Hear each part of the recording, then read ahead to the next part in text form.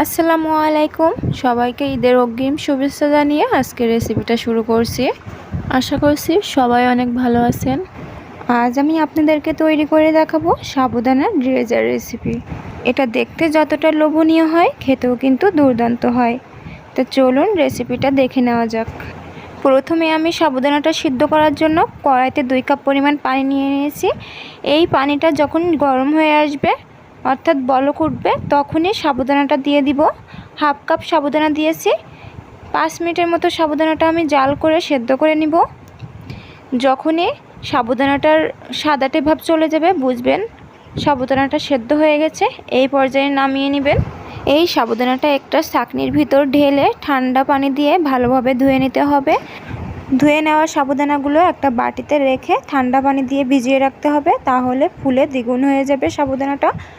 তারপর একটা কড়াইয়ের ভিতর 2 কাপ পরিমাণ পানি দিয়ে দিব আর 1 কাপ পরিমাণ গুঁড়া দুধ দিয়ে দিব। মনে রাখবেন গুঁড়া দুধটা কিন্তু পানিটা ঠান্ডা থাকা অবস্থায় দিতে হবে, নইলে দলা পেকে যেতে পারে। দুধটা নেড়ে চেড়ে ভালোভাবে পানির সাথে মিক্সড করে দিতে হবে। তারপর দুধটা একটু গরম হয়ে আসলে এখানে দিয়ে দিব হাফ কাপ চিনি। চিনিটা দিয়ে আরও 5 মিনিটের মতো জাল করে নিব। আমার জাল করা হয়ে গেছে, একটু ঘন হয়ে এসেছে দুধটা। এই পর্যায়ে আমি নামিয়ে নিব। দুধটা গরম হওয়া অবস্থায় সেই সাবুদানাটা এখানে দিয়ে দিতে হবে। দিয়ে ভালোভাবে মিক্সড করে নিব। দেখুন মিক্সড করা হয়ে গেছে। দেখুন সাবুদানাগুলো ফুলে একদম ডাবল হয়ে গেছে। তারপর এখানে দিয়ে দিব কিছুটা সাদা আঙ্গুর আর চেরি ফল। আপনারা চাইলে আরও কিছু ফল অ্যাড করতে পারেন। এবার ফলগুলো সাবুদানার ভিতরে দিয়ে ভালোভাবে মিক্সড করে নিতে হবে।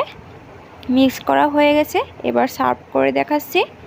দেখুন কতটা লোভনীয় হয়েছে এই ডেজার্টটা দেখতে। আপনারা চাইলে প্রতিদিনের ইফতারে কিন্তু এই ডেজার্টটা বানিয়ে নিতে পারেন। এটা কিন্তু নর্মাল ফ্রিজে রেখে ইফতারের সময় ঠান্ডা ঠান্ডা পরিবেশন করলে প্রাণটা একদম জুড়িয়ে যাবে। আমার ভিডিওটা যদি ভালো লাগে লাইক কমেন্ট শেয়ার করতে ভুলবেন না।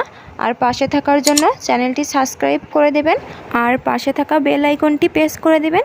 এতে করে আমি যখনই কোনো নতুন ভিডিও আপলোড করব সাথে সাথে আপনাদের কাছে নোটিফিকেশন চলে যাবে।